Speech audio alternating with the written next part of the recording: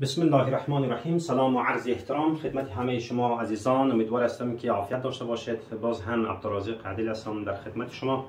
خوش آمدید به کانال یوتیوب ما. موضوع درس امروز ما است در ارتباط با عملیه تقسیم، ضرب، تفریق و جمع در زبان فرانسه که ما اصطلاحاتی که در این محاسبات کار میره ما میخوایم که خدمت شما عرض برسونم. امیدوار هستم تا آخر ویدیو ما را همراهی بکنید دوستان. مثلا خودی عملیه را چی میگه؟ خودی عملیه را میگه لوپیراسیون. شما توجه بکنید، لوپیراسیون خودی عملیه را منابطه عملیه. البته خودی عملیه که به حساب از چی باشه؟ از جمع باشه. چی میگه؟ از جمع لادیسیون. شما توجه بکنید، لادیسیون عملیه جمع میگه. و خودی عملیه از ضرب تفریق چی میگه؟ لا سوستراکسیون. لا سوستراکسیون عملیه چی میگه؟ لا سوستراکسیون عملیه تفریق میگه. و خودی عملیه ضرب چی میگه؟ لا مولتیپلیکاسیون. سعی کنید لا مولتیپلیکاسیون. لا مولتیپلیکاسیون عملیه چی میگه؟ ضرب میگه. و خودی عملیه تقسیم چی میگه؟ لا دیویزیون.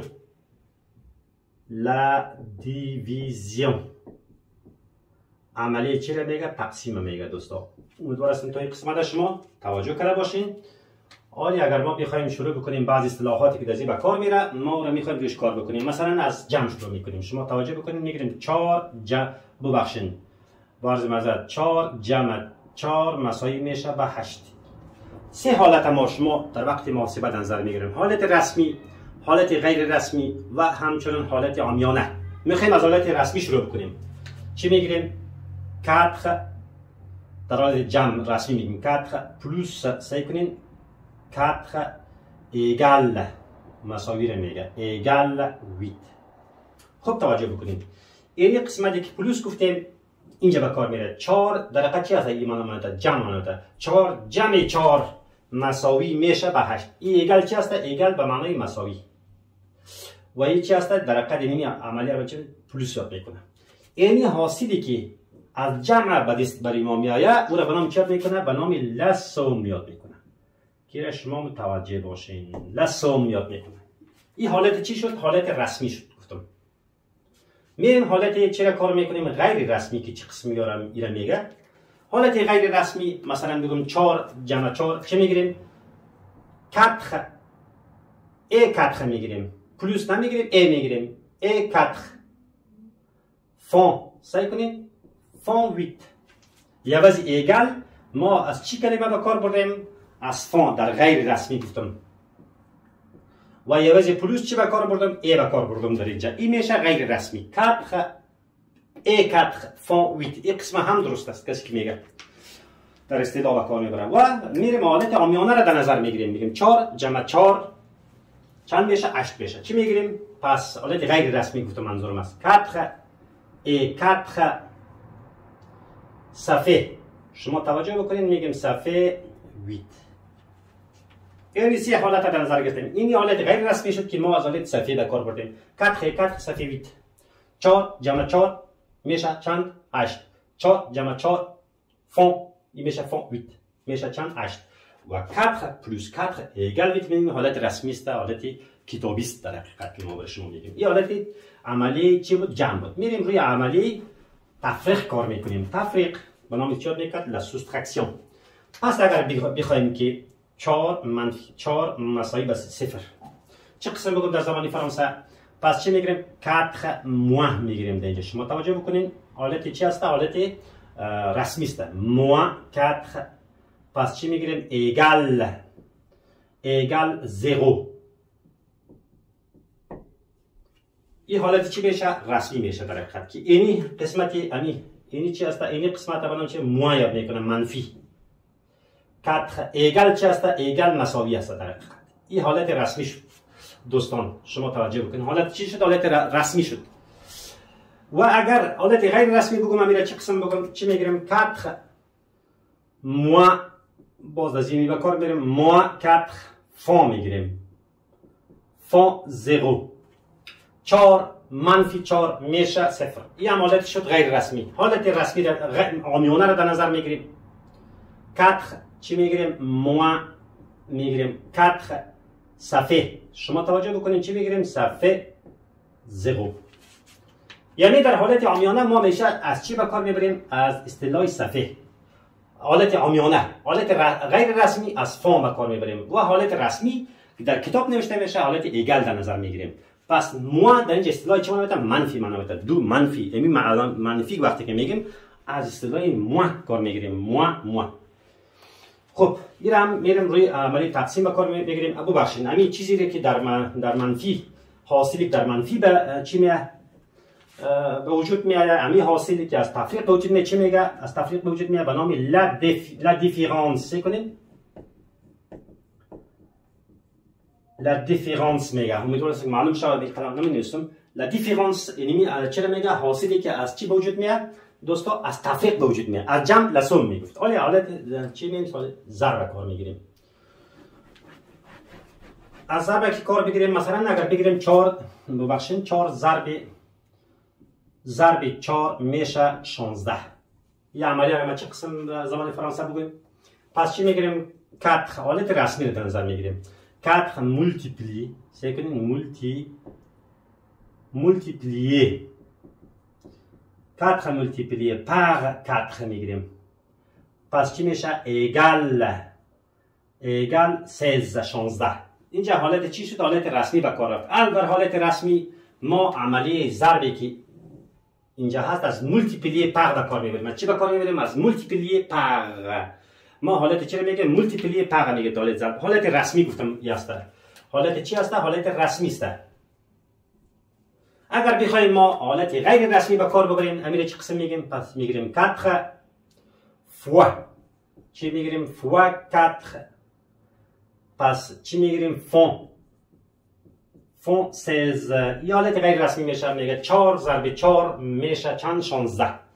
در حقیقت امر شما که فون که داریم به یه وجه ایگل به کار رفته در حقیقت و فوا یه وجه مولتیپلیه به کار رفته که یعنی یه وجه به کار رفته. شما توجه بکنید این قسمت. یا حالت غیر رسمی است. حالت عامیانه چی میگیم؟ اگر بگم 4 ضرب 4 چی میگیم؟ پس همون فوا است. فوا را تغییر نمیدیم. فوا 4 فقط چیزی که اضافه میکنیم صفحه. چی رو میگیریم؟ صفحه 16. و شما توجه بکنید که 4 ضرب 4 میشه 16. عملی این صفحه چی معنی بوده؟ صفحه به معنی صفحه میشه. پس اینمی حاصلی که از ضرب به وجود میآید در زبان فرانسه به نام چی میکنه؟ لو پرودوی میگه. چی میگه؟ لو پرودوی. امیدوارم تا این قسمت فهمیده باشید. در عملیه ضرب حاصلی که به وجود میاد به نام لو پرودوی یاد میکنه. در عملیه تفریق لا دیفرانس بود. حاصلی که به وجود میاد از تفریق. حاصلی که از جمع به وجود میاد به نام چی میگه؟ لا سوم. حالا میریم روی تقسیم کار میکنیم. تقسیم اگر بگم که 8 تقسیم 4 مساوی میشه به 2. چند حالت در نظر میگیریم؟ 3 حالت در نظر میگیریم. حالت رسمی اگر بگیریم 8 سعی کنیم دیویزه میگیریم دیویزه پر. شما توجه بکنید 8 دیویزه پر 4 ایگل سعی کنیم ایگل 2. یعنی 4 تقسیم 4 8 تقسیم 4 میشه به 2. این قسمت که شما میبینید دیویزه پر اینمی علامت بدون چه میکنه؟ دیویزه پر نگاه که می عملی رو تطبیق میکنیم 4 8 تقسیم 4 مساوی میشه به 2. یا حالت رسمی شد. در حالت تقسیم می عملیه که به وجود میآید بدون چه میگه؟ می حاصل تقسیم. حاصل تقسیم بدون چه میکنه؟ حاصل تقسیم یعنی حاصل در زبان فرانسه حاصل تقسیم اون چه میگه؟ لو کوتیان. چی میکنه؟ لو کوتیان. امیدوارم هستم که قسمت شما فهمیده باشه. لو کوتیان حاصل تقسیم معنا میده. یا حالت دیگه حالت چی شد در نظر بگیریم ما شما؟ حالت یعنی رسمی و غیر رسمی شکل بگیریم 8 تقسیم چی بگیریم؟ sur 8 sur 4 font چند میشه؟ 2. 8 تقسیم 4 میشه 2. این قسمت ما سور میگیریم. یا از دیویزیه یا حالت غیر رسمی است. حالت چی است؟ گفتم حالت غیر رسمی است دوستا. و حالت عامیانه اگر بگم چی بگیریم؟ 8 sur 4 صفحه. بازم کلمه صفحه را به کار میبرم. صفحه چند میشه؟ 2. امیدوار هستم تا این قسمت را فهمیده باشین. ما میخوایم که یک چند لغاتی که در ارتباط به محاسبه باشه و برای شما بیتم که برای شما مگذار آسان‌تر شود. امیدوار هستم که تا این قسمت درس شما فهمیده باشید. این را میخوایم پاک بکنم و بعضی مثلا همینجا لغات داریم از قبیل اجوتی چی میگه؟ علاوه کردن، اضافه کردن یا علاوه کردن در ارتباط به این محاسبه است. سوستخیر تفریق کردن چی میگه؟ سوستخیر اصلا فعلش است. سوستخیر تفریق کردن که او گردان میشه، صرف میشه و شما میفهمین. مثلا داریم élevé مثلا میگم که une puissance توانی را بلند بردن. توان یک عدد 4 است، 5 میسازیم. 4 این عدد توان بلند بردن، بالا بردن توان چه میگه؟ بالا بردن توان در زبان فرانسه طاقت و توان که در شما خواندیم او رو چه میگه؟ élevé une puissance برایشان میگه.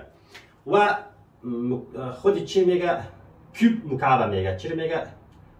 مثلا چی میگیریم؟ le cube باشه، کیوب که در حالت چی باشه؟ مکعب باشه، مکعب. و ما شما دیگه داریم توان 4 چی میگه؟ 4 پویسانس میگه. چی میگه؟ اصلا جذر کشیدن چی میگه؟ جذر کشیدن چی میگه؟ extraire la racine. ببخشید، extraire la racine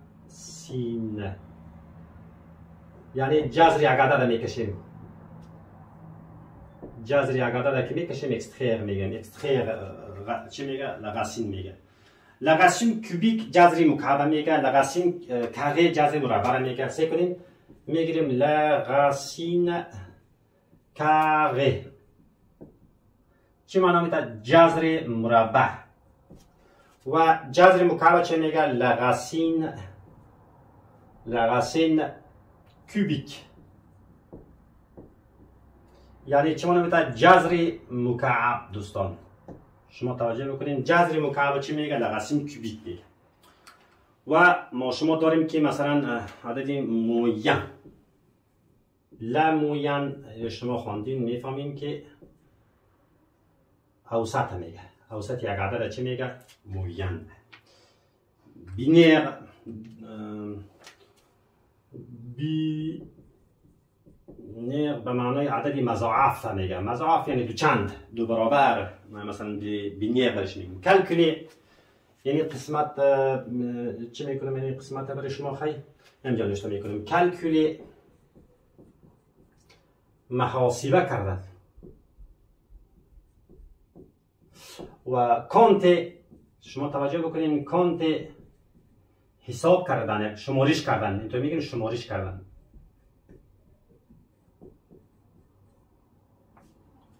کانت شمارش کردن. اجوته اضافه کردن. اجوته تلفظ میکنم. اجوته soustraire élever une puissance au cube, extraire la racine carrée, la racine cubique, la moyenne binaire, calculer, compter. ما این قسمت و دیگه اونم میفهمیم که نمره پیر عددی چی میگه؟ عددی جفت طاق چی میگیریم؟ میگیریم که مثلا یک عدد جفت چی میگیریم؟ نمره میگیریم نمره پیر عدد جفت. عدد طاق چی میگه؟ نمره امپیر. چی معنی میده؟ عدد طاق.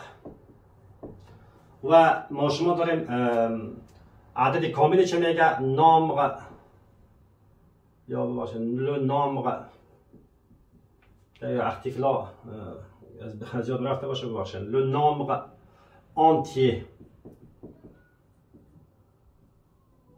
عدد چی میگه؟ عدد کامل میگه. مثلا عدد اولیه را چه میگه؟ un premier نوشته میکنیم که un premier un nombre premier باشه. un nombre میگیریم که un nombre premier عدد اولیه. شifre هم خودی چی میگه؟ شifre شفر همو عدد میگه، خود عدد رقم که ما شما میگم. مثلا نامبر کوردینال یا شفر کوردینال، le nombre c'est que اگر بگیم که اعداد اصلی le nombre چه میگه کاردینال باشین، عدد چی من عدد اصلی. و خود اشاریه چه میگه، اشاریه چه میگه دسیمال، عدد کسر منظورش هست. اگر اون کسر اشاری رو هم برای شما میگم که اشاری، خود اشاریه رو چه میگه، این قسم ویرگول چی میگه، مثلا میگم این ویرگول، یعنی چی میگه این قسم در بین که اعداد اشاری میگیم ما شما کاملا میگیم ویرگول. و ایرا میگه اگر بگیم که کسر اشار لا فراکسیون سه کنیم میگیریم که لا فراکسیون دسیمال سه کنیم دسیمال، یعنی چی من میگه کسر اشار، کسر اشار la fraction décimale, une virgule décimale, le nombre cardinal, chiffre, un nombre premier, le nombre entier, un nombre impair, un nombre pair. و چیزی که کوچک و خرد باشه، مثلا نور چی میگم ما شما یک عدد از دیگه عدد که کوچک است یا خرد است، مثلا میگیم که 4 اینی عدد چی میگه، مثلا 4 بزرگ است از 2 چی میگیریم 4 نوشته میکنیم که 4 سوپریور میشه. اینجا چی میگه سوپریور میگه دوستان، شما توجه بکنید سوپریور سوپریور ا 2 انفریور چی میگه به معنی کوچکتر معنی. اگر قسم بگیریم شما توجه بکنید، یعنی اگر بگم 2 کوچک است از چند 2، اگر بگم که از 4 2 کوچک است از 4 چه قسم بگم میره 2 کوچک از 4 چی میگیم 2 ای inférieur، شما توجه بکنین inférieur à 4. اینا هم شد توجیهی که ما توانستم برای شما در ارتباط به عملی تقسیم و ضرب اجزا هم برای شما تشریح کردم.